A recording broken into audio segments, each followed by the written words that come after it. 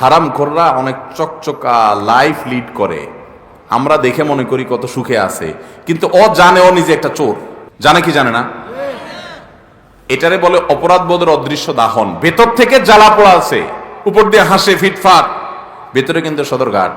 কারণ সে জানে সে কি, সে দুর্নীতিবাজ, চোর, সে ডাকাত, সে খুনি, সে মানুষের রক্তচোষা, সে হারাম খাইছে, এটা সে জানে। আমরা বাইরে থেকে দেখে মনে করি অনেক সুখে আছে, সে জানে তার মনে কত অস্থিরতা, পেরেশানি। আর যদি হালাল উপার্জন করেন কি লাভ হবে জানেন?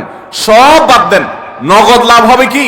আপনার হয়তো অনেক বড় বিল্ডিং নাও হইতে পারে, আবার অনেকে হালাল করেও বিল্ডিং হয়, গাড়ি বাড়ি হয়, আল্লাহ তাদেরকে দেয়, ব্যবসা বাণিজ্য করে হালাল পথেও মানুষ পয়সা আলা হয়। পয়সা আলা হয় কিন্তু আবার দোষের না, ভুল বুঝেন না। আল্লাহ একজনকে হালাল টাকা দিছে, হালাল টাকা কোটি কোটি টাকা হয়ে গেল, হইতে পারে কি পারে না?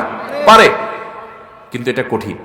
আপনি যদি হালাল টাকায় একটু কুড়ের ঘরে থাকেন, কুড়ের ঘরে, আর আপনার ঘরে শান্তি থাকে, মানুষ দেখে আপনারে পাত্তা দিবে না, বলবে আরে গরিব মানুষ।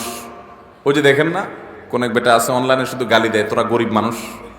তো এলাকা মানুষ আপনাকে এরকম গালি দিবে, বলবে বেটা তুই গরিব মানুষ। অথচ গরিব মানুষ হওয়া কি না কোনো গালি, এটা কোনো দোষের বিষয়। যে গরিব হালাল চলতে গিয়া গরিব হইছে, এই গরিব ওই হারামখোর ধনীদের চাইতে হাজার লক্ষ কোটি গুণ উত্তম। কোনো সন্দেহ আছে?